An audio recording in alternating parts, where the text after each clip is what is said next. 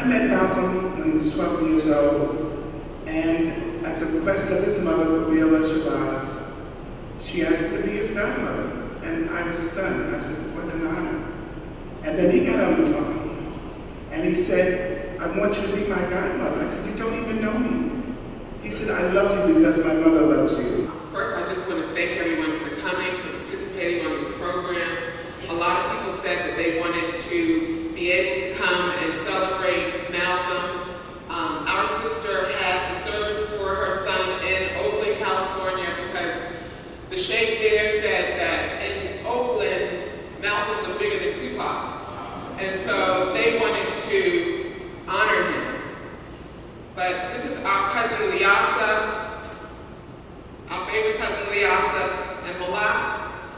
We are, but everybody knows that you're my sister. Malak is the baby sister. I'm here to celebrate the life of my cousin, slash big brother, slash best friend, Malcolm. Malcolm was my confidant, my protector, my light. When we were kids, he would watch scary movies with me. And me being young, you know, I didn't want to sleep with the lights off. But Malcolm would say to me, after flashing his military smile, don't worry, little sis, I got you.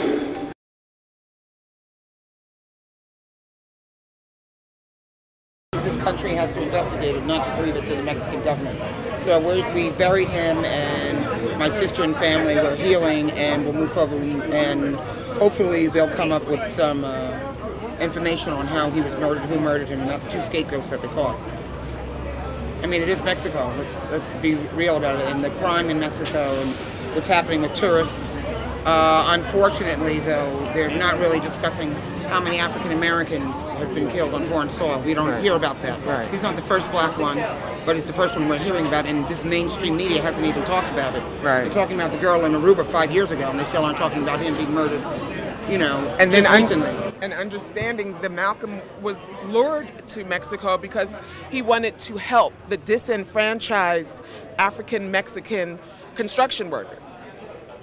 Have you been reached by the Mexican government? Not yet, no. Well, his mother has been reached by the government, the embassy in Mexico. Yeah, but further investigation still has to come from this government, because that's what you're supposed to do to American citizens, and he wasn't American. Right. So hopefully the State Department holder will step up and do something.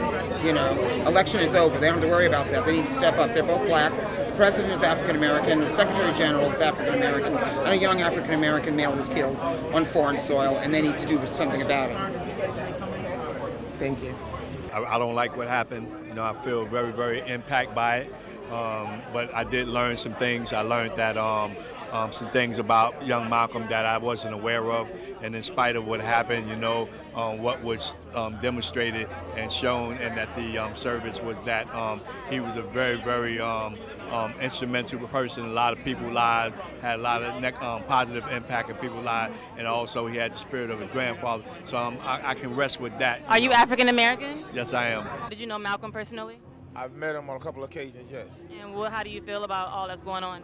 I feel sorrow for his departure. I think the world lost a great soldier and a great leader. There's a lot of potential in that young brother. I've seen a lot of it coming out of him. Him, like his father, had to go through the fires of hell to step out to find himself. Not to be, how you say, a replicate copy of his grandfather, but to take his legacy and elevate it to a new height. And we've seen that's where he was going. So the African American community has obviously lost like a really important person. What do you think is going to happen? What do you think this means? What it means is that we got to get on our job. We got to cover down on our babies. We have to protect our youth.